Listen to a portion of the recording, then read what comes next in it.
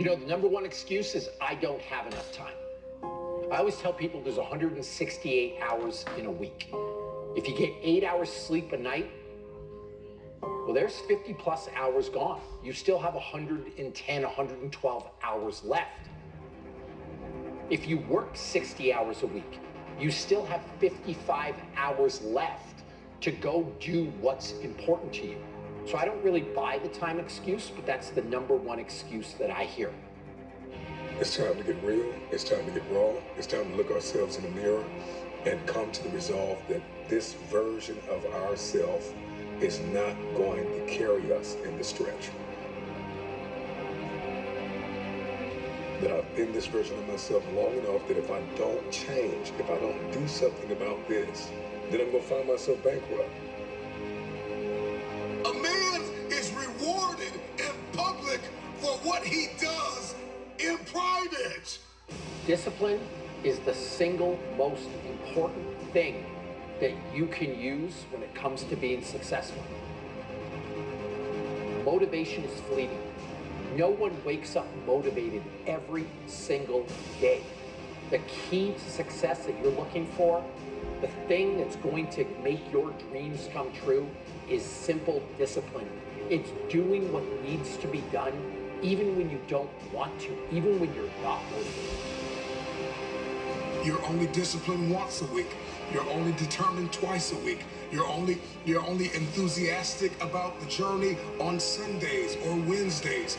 And once you get a covenant, once you make a covenant with who you believe God has called you to be, and you say, you know what? I'm going to commit to this. You're going to put the blood, you're going to put the sweat, you're going to put the tears in, you're going to lose sleep, you're going to go days without eating, you're going to do whatever it takes to make the sacrifices necessary to manifest.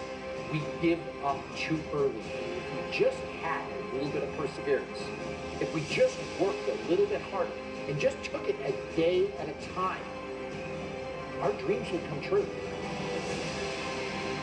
There are too many people in your life who have left you. There are too many people in your life who have counted you out. There are too many people in your life who have whispered in your ear and said, you'll be worse off without them. Prove them wrong.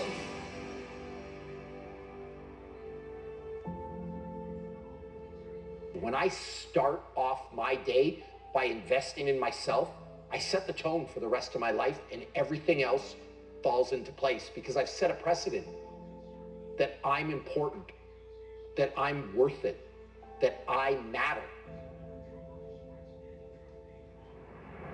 So I tell people, invest in you first, and then you have the energy, the drive, the passion to just uplift everybody else in your circle.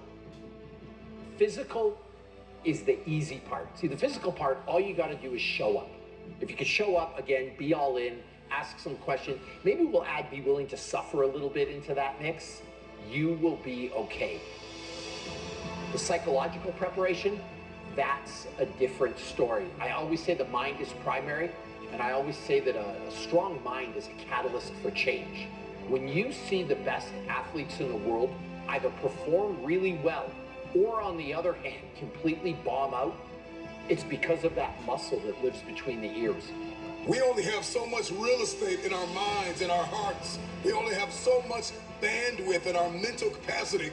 And the more distractions, the more delusions, the more negativity that we allow to take up real estate